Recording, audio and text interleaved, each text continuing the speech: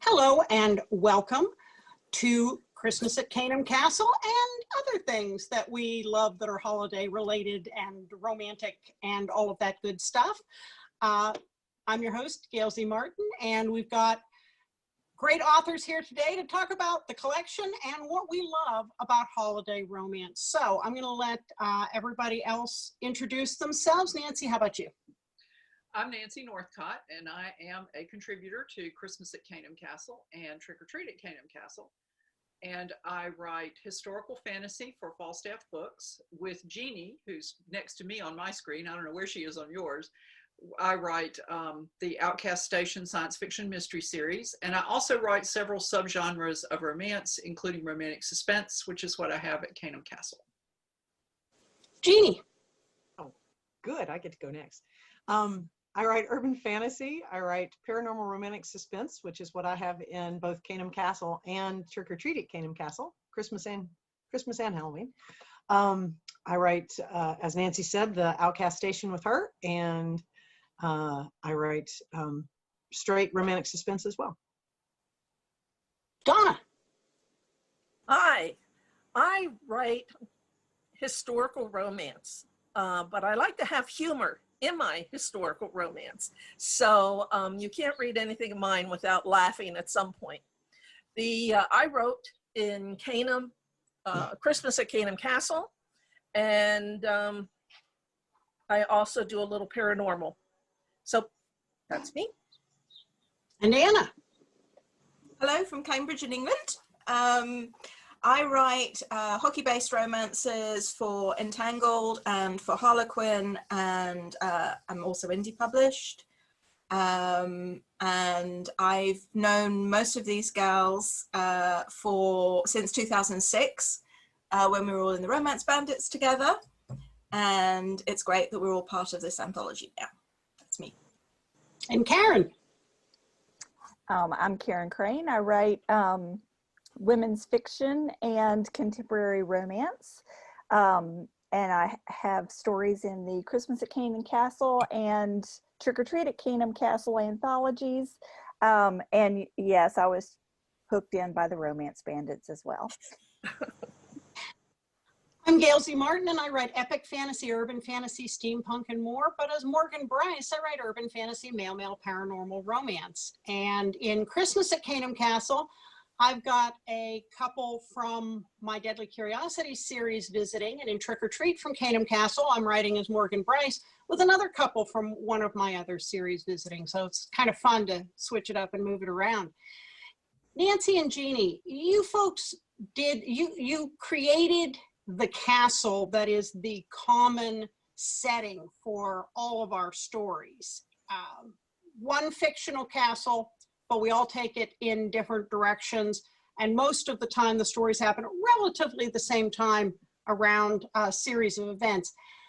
Talk a little bit, please, about bringing a fictional castle and fictional village to life, because you two have really put in the hard work of doing the world building on this. It was so much fun. Jeannie's our map person. Yeah. You want to know where something is, you ask Jeanne and she draws you a map. Yes, or if you need something that's not on the map, you ask Jeanne and she puts it on the map for you. Which is, I hate to think how many versions of these maps and diagrams that Jeanne has drawn. But castles are my jam. And so when it came to the idea of writing an anthology in a shared location, I was always going to default to a castle first. And I got this idea at a romance conference or reader conference, Rust City, that Caren and Donna also happened to be attending. And this was really lucky for me because I could buttonhole them and go, I've got this idea, we need to do this. And they're kind of used to that for me. So they went, yes, that's a very nice idea. Yes, I would be glad to participate in that. Because, you know, they wanted to live past the end of the conference. So, and then actually followed up on it. And so I went to Ludlow, which is a castle I love, and took more pictures than any sane human could want. Anytime I'm at a castle, I take more pictures than any sane human would want. I've been here with her to castles, and I know Anna has too, and she does take more pictures than I do the same thing, Nancy, so I'm with you. Okay. And so we all love the round chapel at Ludlow Castle, so we kind of adopted that. I've been to Middleham Castle several times because of the Richard III connection that I'll do everybody a favor and not plunge into right now. And so Jeannie and I have been there together. And so at Middleham, they have the kitchen under the Great Hall. And that seemed to us to make a lot of sense, because then you just go right up the steps with the food and there you are. So we gave Caynham Castle a kitchen under the Great Hall. And then everybody contributed ideas for what they needed for the castle. And Jeannie is the one who really coordinated that, because I kind of went, okay, we're going to do this castle. Everybody go. And Jeannie was the one who coordinated what everybody wanted. So she should probably talk about that. My biggest actually at the beginning was that we nailed down where the Christmas trees were, so we didn't have the great roving Christmas tree migration through everybody's story, where a 30-foot Christmas tree, it's there, no, it's there, no, it's over here, and that's kind of creepy. So I thought we should kind of make them fixed points. That was my contribution. Well, you also contributed an ornament for that tree, one that had been. Did. You had a lovely story for the ornament for the Christmas tree, which I think most of us referred to. Oh, thank you. And then the I think I also put in those two rooms that were redone. Yeah. And the a la Downton Abbey. Yeah. Well, I know Caren and Nancy know this, and Donna does too, because she was down in North Carolina with us, gosh, a year ago or so. Biltmore House in Asheville, North Carolina has two areas that are set up because of the popularity of Downton Abbey. They had two areas set up for that sort of recreated. Now the whole house is kind of golden era recreation, but they had some very specific Edwardian things. And so we set that up in Caynham Castle. And so much of this was so fun for me, because I love to draw and draft and things like that. I'm a wannabe architect. And pulling the different pieces from different castles and different ideas, and where we put the Christmas tree, where we put the different towers, and creating the folly. I think the folly was for Donna and Anna, right? You all both needed the folly.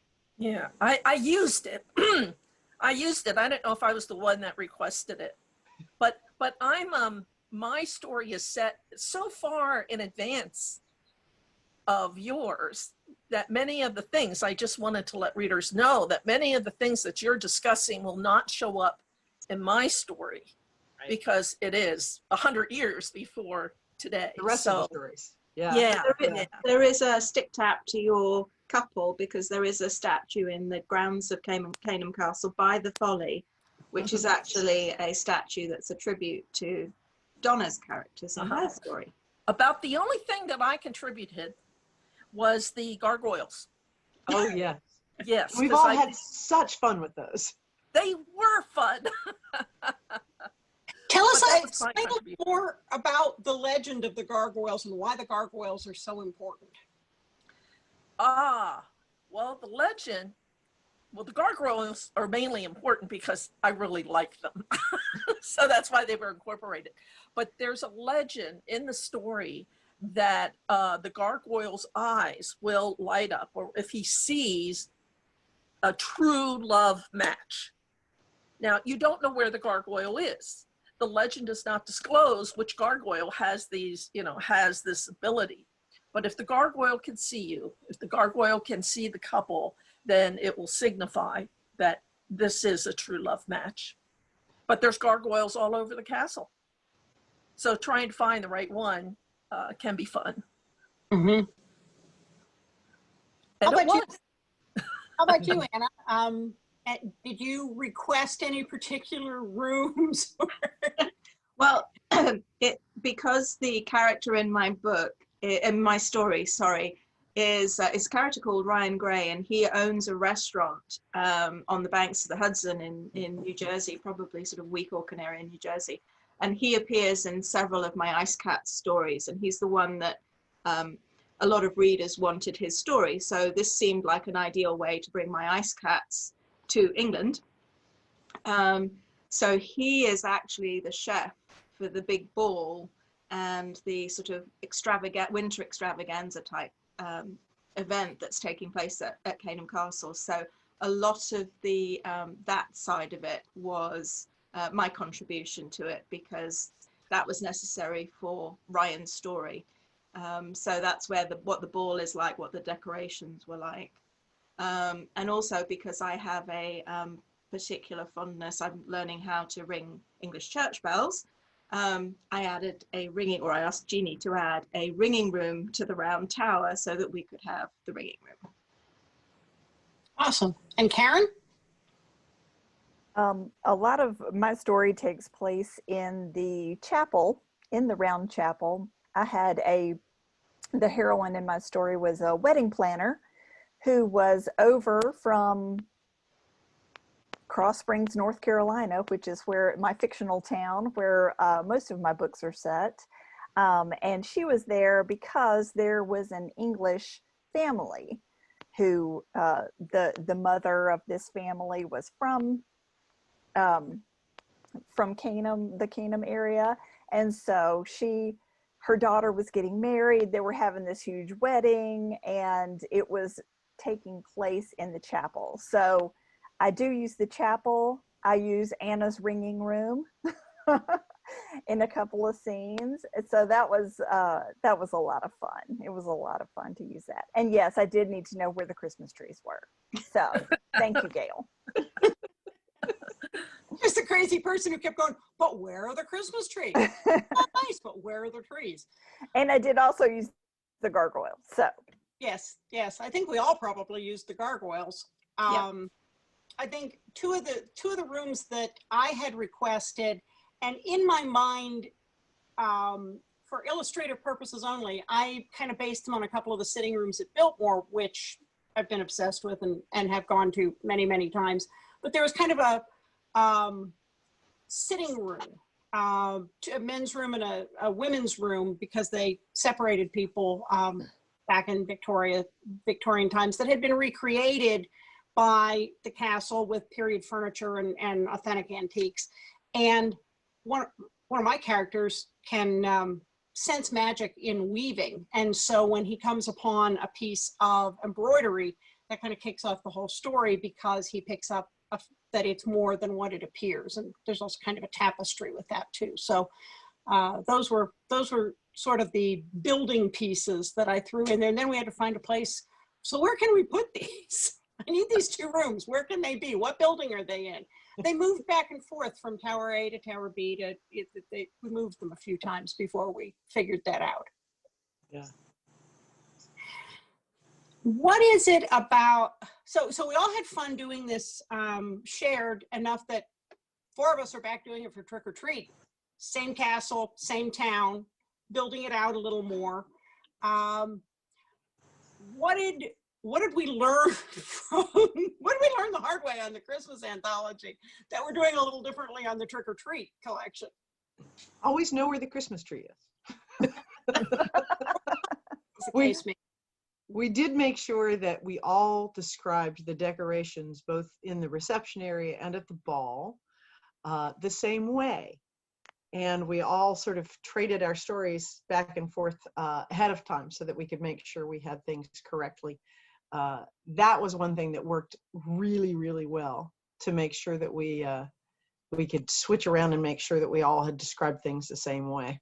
That was fun too. As well as being a map goddess, is a Caynham Castle Bible goddess, and she has been responsible for pulling together the Caynham Castle Bible, which has everything from characters to places to descriptions to everything, so that we have one central Bible of, you know, what everything's called, where everything is, who people are, and how they're all related, and so on, which is a godsend when you need to remember the name of the pub that's in Caynham, or the name of the yarn shop.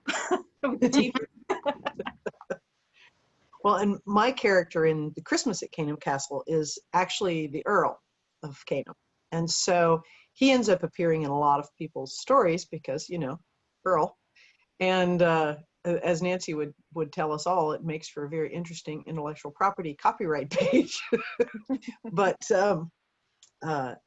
because he was the one sort of leading the charge at Christmas, he does appear again in everybody's Halloween stories too. So that was kind of fun to revisit that. And my story in both Christmas at Caynham Castle and Trick or Treat at Caynham Castle are both ghost stories.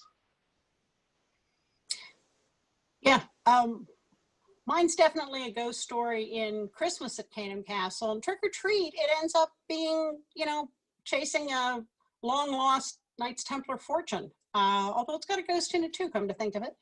Yes. So what, you know, we've got these holiday romance stories, and all it takes is turning on TV to find the Hallmark Channel, which just announced its whole lineup for the season. Why do we love holiday romance stories so much? Because apparently it's not just us. What is it about the holiday stories that really make us want to fall in love or believe somebody is? I think it's the magic. I think it's that, particularly with Christmas, everyone has this memory of being a child and how magical Christmas was as a child. And I think we all are trying with watching movies and reading holiday romances and, you know, just consuming all of these Christmas stories. We're trying to recapture maybe a little bit of that Christmas magic, and we want to, we crave it, especially these days, but you know, I think the other we thing, need an escape. I think the other thing that's, I have a series of short stories, Ice Cat short stories, that are all set at various different holidays. And I think the thing that interested me, because I asked readers which holidays they'd like to see. I've done Christmas, Thanksgiving, Halloween, and they all came back with things like Memorial Day, July 4th, Easter. You know, I thought they'd stick to kind of the big holidays, but actually, I think what they liked was a special day, and a special day that involves probably family, children. You know, I think you can include any of the holidays as long as it's not ordinary today. And I think that's what readers were looking for. So I think that's what makes it for everybody, that it just takes you, and of course romance takes you out of today and your normal life. So I think this is just an extra way of doing it. I think Christmas is popular because of all the tradition and because of the music. Whatever holiday has carols. They're great. So there's a whole, and there's food, special foods that we associate with Christmas. So there's a whole community of things going around that holiday. But I think why it affects romance so much is it's also a holiday of reunion, of visiting families, of coming back home. And all of those things just, they just hit the heart and tug at the heartstrings. And don't forget the twinkle lights. I mean, you know, oh yeah, Christmas light. You gotta understand. I think that if you don't have enough lights on your tree that it looks like the, you know, used car lot and you can see it from space, that there's room for more. So Nothing wrong with that, Gail? I'm with you, Gail. Yeah. Hey, Gail, did you ever have the bubble lights? We had the bubble lights on the tree. Yeah, I start with a pre-lit tree and then add another 4,000 or 5,000 lights just because. Amen, sister. Same. Yeah. Same. So, yeah, I mean, with all those beautiful lights, who can resist falling in love? I mean, that's right. That's right. Like me into the stars. I'd like to pick up on something that Anna and Donna referred to, which is family in holiday stories, especially Christmas stories. Not everybody's families are Norman Rockwell-esque at the holidays. For some people, those family gatherings are what we might charitably call fraught. And if you pick up a holiday romance, yeah, there might be a few issues, a couple of people in the family, but it's never going to be the kind of thing that leads the family to nuclear war.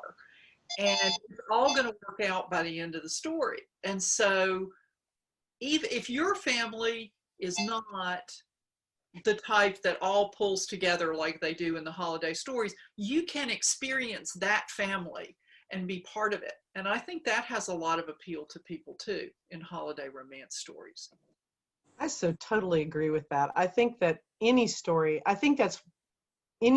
has that capacity, but especially holiday stories, to help you find a space for what it should be and what you'd like it to be, and step into that space even for a little while. And if your family is one of those ones that fraught, I like that word, you can say, I'm just going to go read for a little bit and go, wow, this would be nice. But I think that's why we also like some of the other holiday romances too. As Anna said, I've never thought about setting one at Memorial Day, but you know, that's found family. That's when you invite all the people that you didn't grow up with necessarily, but that you want there, that you want to party with, that you want to have a good time with. You invite everybody to the lake, you know, and go boating or just whatever, go to the pool or to the park.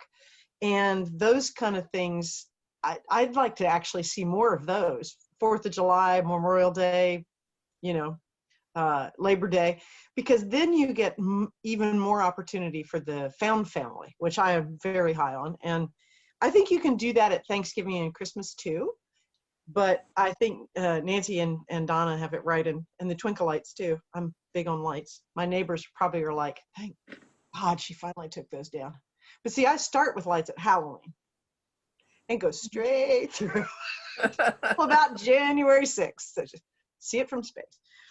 The other thing that you get with some of the holidays, especially the holidays where you traditionally go home, is it provides a lot of insight into the characters that you don't get in their day-to-day. So in Lucky Town, which is the Christmas installment of my Badlands series, Simon and Vic go home to Vic's huge Catholic Italian family in Pittsburgh, who are all cops. And Simon gets to see Vic with his brothers and his cousins and this massive family. Because Simon doesn't come from that kind of family or that close of a family. And then when trouble strikes, everybody's got their back. And that's an insight you wouldn't have gotten just in seeing them go about their normal business, because the family is 600 miles away. So I think that's another thing that we get with some of the holiday ones, especially if you're writing about an ongoing established couple. It's kind of getting to see them in a different light, which is kind of nice and a lot of fun to write. Well, I think it was one of Nancy's. It was either The Christmas Guy or one of the others, where the heroine sees him a certain way, you know, competent, strong, and then they go home to the family, or she's the next door neighbor, I think, and sees him as the younger brother, a whole different perspective. And I may be mixing up both of your stories. I can't remember, Nancy, but I always thought that was cool too, as you see this. And I thought that was great in Lucky Town, because you sort of see him as this competent person, you know, and then suddenly he's somebody's younger brother, you know, his kid brother. And they've got him in a headlock and given him a noogie. You know? It's like, because, oh yeah, competent cop. Yeah, he's an older brother and a cop. Of course he's going to do that. I was going to say that I like fish out of water tropes. I use a lot of them in my stories, no matter where they're set. But at Christmas time, it makes it very easy, because not only can the outsider come into a family and see the hero or other people in a different environment, but just adjusting to that different environment can lead to a lot of humor. Mm-hmm. And I like that, because we have all felt like a fish out of water at some point in time. We have all been embarrassed. We've all wondered what to do now, how to survive, what can we do? So I think that a lot of times readers can recognize themselves in the Christmas stories that we write and the different positions that we put the characters in. Well, and you know, the other thing about homecoming stories is there's always unresolved stuff that comes up. Yes. And, you know, the traditional Hallmark movie is, you know, somebody comes home from the big city to the small town, realizes that they never should have broken up with their high school boyfriend, and they live happily ever after. That seems to happen a lot. And if you play Hallmark bingo, you're drunk now because you've got the cityscape scene, you've got the returning home, you've got the ex-boyfriend. Take a drink. Christmas Oh parade, man, I'd be let's so not forget. snookered. When I was at a convention, I heard one of the actors who had been in one of the Christmas movies talking about how incredibly unromantic filming those scenes are, because, you know, it's not really a kiss, it's a pose that sort of gets the lips close to each other, but it's, you know, and he was talking about how there's no romance whatsoever when you've got people moving your head and shoving you forward and like posing you like a mannequin, and now look romantic. So I thought that was, I can't watch those movies now without thinking about what he said. Fortunately, in books, you don't have that problem. What are your favorite holiday tropes? Since Donna brought up tropes, that's a good one. What are your favorite tropes? Well, I love that. I love the one of coming home, coming home and meeting up with either somebody that's also home, and you're both sort of home when you didn't expect to be home. I also like the coming home from the big city or from the small town to the big city. Either way it goes. I like both of those a lot. I love a second chance at romance. I really love those stories. And actually Nancy's story in Trick or Treat at Caynham Castle is a second chance at romance story. So I appreciated that a lot and had to let her know how much I loved that. But that is one of my favorites. I like found family. My stories tend to, in general, tend to involve found family more than blood family. And I'm just thinking about the Christmas stories I've written, and they're mostly found family to the extent there is a family in the stories. It's like a community of people who pull together and have each other's backs, like we would all like to think everybody's family pulls together and has their back. And so I sort of like the thing that appeals to me about it, and I'm not saying this very well, is the person who maybe doesn't fit where they came from, but fits where they landed. Does that make sense? Yeah. I have a similar thing because obviously I write about hockey team. So you're talking about very much a found family, actually a purchased family if you look at it technically. But yeah, you're talking about a found family in that way. So a lot of the holiday stories that I've written have tended to be showing how the hockey team is the family that is behind the hero or heroine, which is kind of a nice way of describing how a lot of us are with our found families. They tend to be from interests or sports or connections or whatever, and I think that makes things really great. And my favorite trope is friends to lovers, because that was my trope.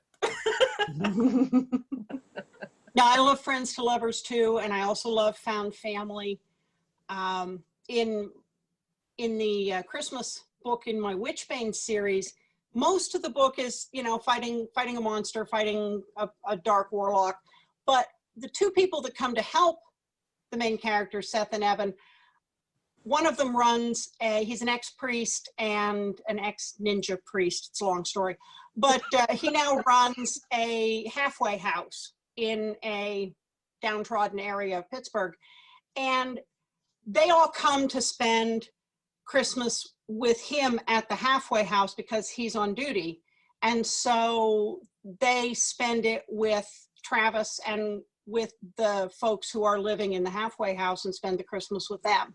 And so it's just kind of this all pulling together on this day that might not be terribly happy for everybody, but they've got each other.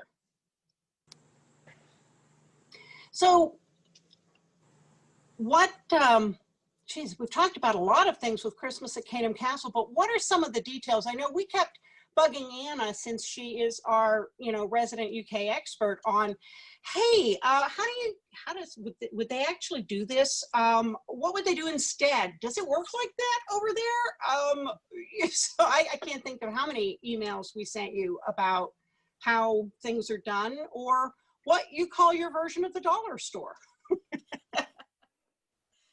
Well, it was good. It was good to do the switch, because normally I'm writing to to my friends and saying, I know I've been home from New Jersey now for 12 years, so I kind of forget what this is called and that's called, and that's my big thing. But it was great because because I also grew up in the States. I have a split soul, so some of my cultural upbringing was American and some of it was English. So it's really nice to be able to marry the two and bring the two together. So when you ask me a question, I kind of know what you're talking about to be able to then give you the English version of it. And although we're very similar in so many ways, for a variety of different reasons, we have different cultures and different traditions and different things that are important. And also we're kind of, and Donna and Nancy are going to laugh at this because I often put this in their stories, we're kind of an understated nation. So things tend to be a lot more understated. So that's kind of part of the personality of the British people, if you like. And so even when we might do the same thing, it's sort of not, it's very rarely done to the, Christmas lights from space level. Well, and that definitely came up in the trick or treat at Caynham Castle, because the Halloween traditions are, the whole massive trick or treat thing is a very American thing. And I guess it's rubbing off a little bit, but it's still done differently over there. Well, when I grew up in Virginia, I knew what trick-or-treating was all about, and we had the little lumieres in the street, the bags with the sand and the candles, and we had the jack-o'-lanterns and stuff. But in England, it wasn't a big deal. Our big thing was Guy Fawkes Night on the 5th of November, when we celebrate the fact that we caught Guy Fawkes trying to blow up the House of Parliament, and so we set off fireworks and have bonfires and burn the guy and all this sort of thing.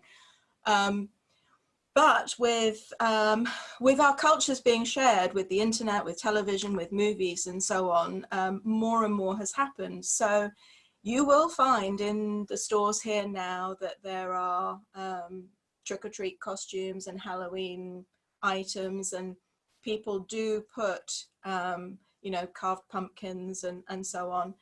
The difference here is that because we are an understated nation, if you don't have anything Halloween outside your house, that means do not ring the doorbell. We don't do trick-or-treating or whatever. There isn't the whole everybody is, involved. It's you either take part or you don't take part. And if you don't, fair enough, So yeah, but it's getting bigger and bigger each year. Obviously, this year is slightly different, but in most years, you can, if you're at a train station, like in the center of London, you will see all the people in the Halloween costumes going to Halloween parties and stuff. So we're rubbing off. Yay. Well, and at least in Trick or Treat at Caynham Castle, we all get to go to a Halloween party in the book, even if we don't get to do a Halloween party for real this year. So that's a blast too. But, of course, then in Christmas at Caynham Castle, we had the ball, which was a big to-do. Talk a little bit about how that ball came together, because there were a lot of moving pieces in that, from the decorations to the food, because one of the characters was a caterer and putting it on. So tell us how that came around. Well, Anna started it. It's her fault. Can you tell we've known each other for a few years? we started with the ball, and then we wanted to include other people's things. So for example, all the table decorations and all the greenery and so on were provided by Caren's hero. And then Ceresia, who's not with us, is she had an antiques shop in the story. So we used her antiques shop provided vintage table decorations. And obviously the Earl had to be involved because, you know, Earl. And we had a skating rink, which was in the moat of the castle. We had a sort of a made skating rink, which was kind of important for Nancy's characters. And that's how we sort of went on. We kind of tried to build and build so that everybody had a chance to incorporate what they wanted, but within the overall sort of. I had a frost fair in my store, and I think that carried over. You also had a frost fair. And Donna's Frost Fair then inspired the historical aspect of Donna's Frost Fair in her story, inspired the castle, the event coordinator, to say, why don't we include a Frost Fair type idea? So yeah, we tried. Which I thought was great. And I just had a unique moment here. I have a serious weakness for frost fairs because people may not realize that when Old London Bridge impeded the flow of the Thames, when it got really, really, really cold, the river froze. Queen Elizabeth walked from Greenwich on the river at one point, and people would set up tents and roast oxen and give rides and have games, and you could get cards printed that says, printed on the frozen Thames this date with your name for a penny or two.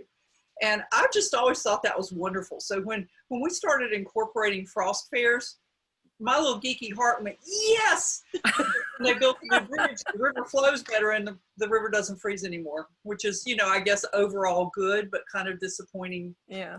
Well, I think that was planned. I think there were measures made so that it won't freeze anymore. At least I read that somewhere. Yeah, totally logical, but not nearly as much fun. No. I agree.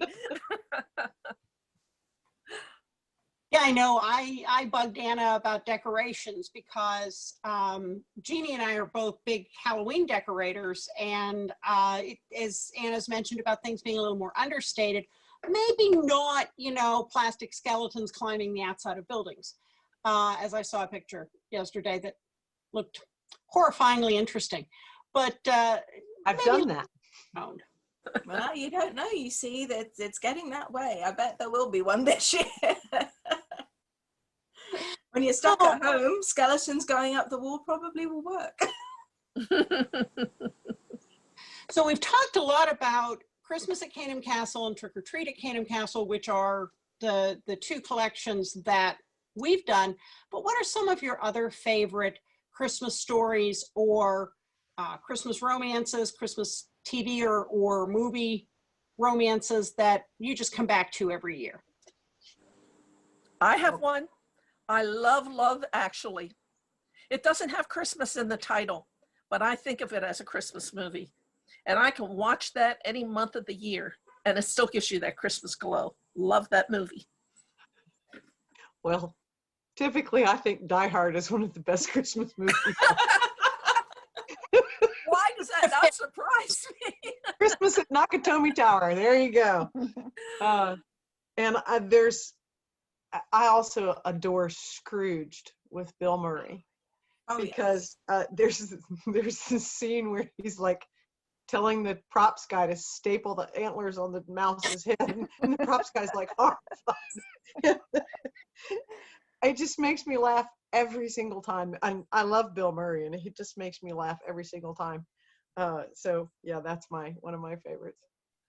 For the last few years, our favorite Christmas movie to watch while we're decorating the house and things like that has been Elf, which people love it or hate it. I love it. I When we saw it in the theater when it first came out, I thought it was the funniest thing I had ever seen. I love Will Ferrell, and so for me, it's Elf these days. You know, it's funny.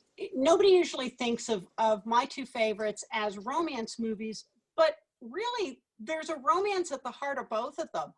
I love Muppet Christmas Carol, just because watching Michael Caine play the role completely straight while he's surrounded by Muppets and walking, as it turns out, suspended on boards over the pits where the puppeteers had to be, and he never breaks a smile. I love that.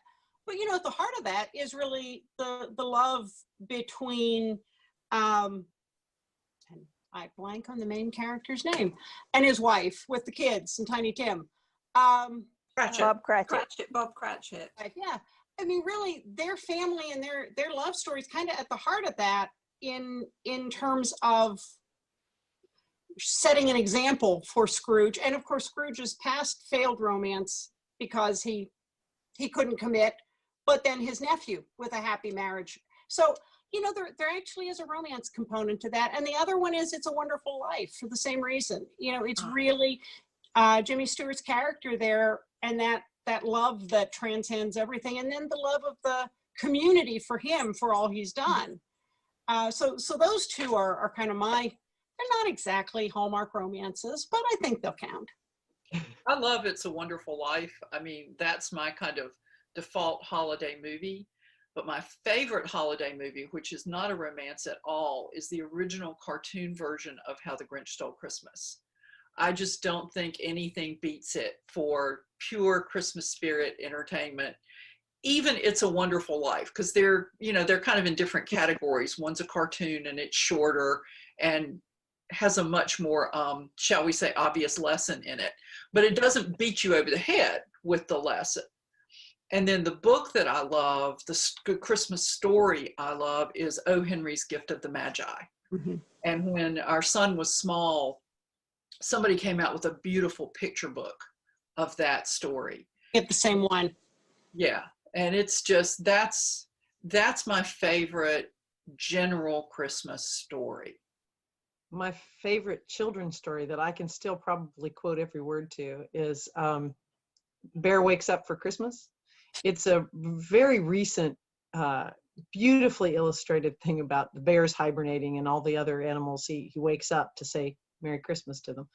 And I have a little section on my bookshelves, you know, the favorite books the comfort reads, you know. I don't know if any of y'all know Joan Overfield. She wrote in the 90s and early 2000s, and then she stopped writing. I'm not sure why, but she wrote a book called The Christmas Affair. And this thing is so well thumbed. And if I'm like feeling really blue, even if it's July, I will go pick this book up and read it. And a couple by Joe Beverly that I still have in that little Christmas section in the bookshelf, because they're just so good and they're so hopeful. Well, my Christmas movies are very traditional, I'm afraid. I always decorate the Christmas tree to White Christmas, because I mean, that is just everything about Christmas. I love it. I love the lines. I love the music. And I also love Miracle on 34th Street for the same reason, because it's just the original black and white one. Because it's just full of all the wonderful feelings of Christmas. But my overall favorite of all is Christmas in Connecticut. I absolutely love Christmas in Connecticut. It is wonderful. Just my favorite. Everything from the Hungarian character, who's obviously more famous from being in Casablanca, but you know, just all the characters are so lovely. And one of these days I will write a Christmas romance which is inspired by Christmas in Connecticut. But going on to, you have your little Christmas favorite. Mine is Debbie Maycomber wrote a series of stories featuring the angels Shirley, Goodness and Mercy. And if you ever want a feel-good, lovely story at Christmas, any of the Christmas angel stories featuring these mischievous angels that everything always goes wrong and Gabriel is always shaking his head at them. They're really worth a read. They're lovely. I'd also like to plug Grace Burrows writes wonderful Christmas historical romances, and they're full of emotion, and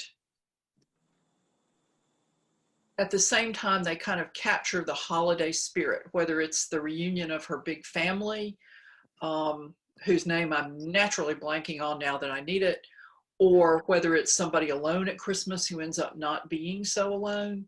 But every Christmas I read Grace's Christmas romances because there's a huge payoff and they're so beautifully done. And also the covers are gorgeous, which doesn't hurt either, but it's the story.